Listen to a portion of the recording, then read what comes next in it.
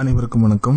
இந்த வீடியோ பதிவில் நம்ம பார்க்கக்கூடிய விஷயம் என்ன அப்படின்னா, மூன்றாவது கண் அப்படின்றது எக்ஸாக்டா நம்ம உடம்புல எங்க இருக்கு, ஏன் இந்த மூன்றாவது கண் விஷயங்கள் இவ்வளவு ரகசியமா வச்சிருந்தாங்க அப்படின்றத பார்க்கலாம். மூன்றாவது கண் அப்படின்றது நம்முடைய நெற்றி போட்டு வெளிப்புறமா பார்க்கும்போது அந்த இடத்துல நமக்கு தோணக்கூடிய ஒரு உணர்வு. ஆனா அது உள்ள என்ன பண்ணும் அப்படின்னா, நம்முடைய மூளைக்கு அடியில கண்களுக்கு பிற்பகுதியில இருக்கக்கூடிய ஒரு கிளாண்ட், பீனியல் கிளாண்ட் அப்படின்னு சொல்லுவாங்க, இல்லைன்னா பைனியல் கிளாண்ட்னு சொல்லுவாங்க. அந்த கிளாண்ட் தான் எக்ஸாக்டா மூன்றாவது கண் அப்படின்றது.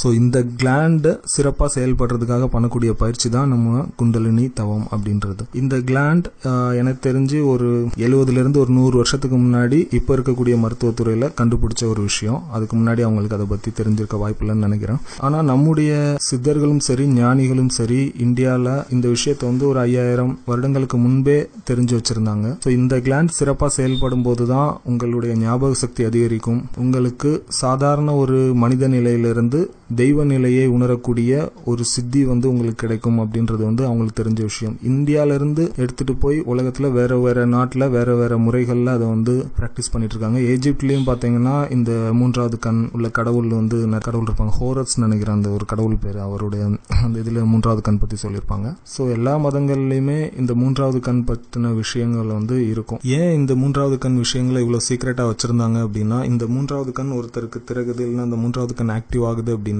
அவங்க ஒரு உயரிய நிலையை அடைவாங்க. அந்த உயரிய நிலையிலிருந்து எதுவும் தவறான விஷயங்கள் பண்ணிடக்கூடாது அப்படின்றதுக்காக. ஏன்னா அந்த மூன்றாவது கண்ணை வச்சுதான் அஷ்டமா சித்திகள்னு சொல்லக்கூடிய அந்த ஆஸ்ட்ரல் டிராவல், உடம்ப சுருக்கிக்கிறது, காத்துல மிதந்து போறது, அந்த மாதிரியான விஷயங்கள் எல்லாமே சாத்தியப்படும். சோ அந்த வித்தைகள்லாம் தெரிஞ்சு வச்சுட்டு யாரும் அதை தவறா உபயோகிச்சிடக்கூடாது அப்படின்றதுக்காக. மூன்றாவது கண் திறந்திருக்கும் போது ஒருத்தர் உங்ககிட்ட என்ன இன்டென்ஷனோட பழகுறாரு அப்படின்றத உங்களால ஃபீல் பண்ண முடியும்னு நான் சொன்னேன். சோ அந்த மாதிரி அந்த இன்டென்ஷன் தெரிஞ்சுட்டு அவங்கள தப்பா எதுவும் கைட் பண்ணக்கூடாது, அந்த மாதிரியான விஷயங்களுக்காக தான் ஓவராலா பாத்தீங்கன்னா இந்த விஷயத்தை தெரிஞ்சுட்டு அதை தப்பா உபயோகப்படுத்தினோம் அப்படின்னா மனித குலத்துக்கே ஒரு அழிவு ஏற்படுறதுக்கான வாய்ப்பு உண்டு அப்படின்றதுனாலதான் இந்த சித்தர்களும் சரி, ஞானிகளும் சரி இந்த மூன்றாவது கண்ற விஷயத்தை ரொம்ப ரகசியமா வச்சிருந்தாங்க. இப்போ மூன்றாவது கண் திறக்கிறதுக்கு நிறைய ஈஸியா நம்மளால பண்ண முடியுது. முன்னாடி காலத்துல பாத்தீங்கன்னா குரு சிஷ்யன் இந்த முறையில தான் பண்ண முடியும். அந்த சிஷ்யன் அந்த குரு கிட்ட போய் ஜாயின் பண்ணிடணும். சிஷ்யனா குறைந்தது ஒரு 12 வருடங்களாவது அந்த குரு கிட்ட அவர் சிஷ்யனா இருக்கணும். அதுக்கப்புறம் அந்த குருவுக்கு தோணுச்சுன்னா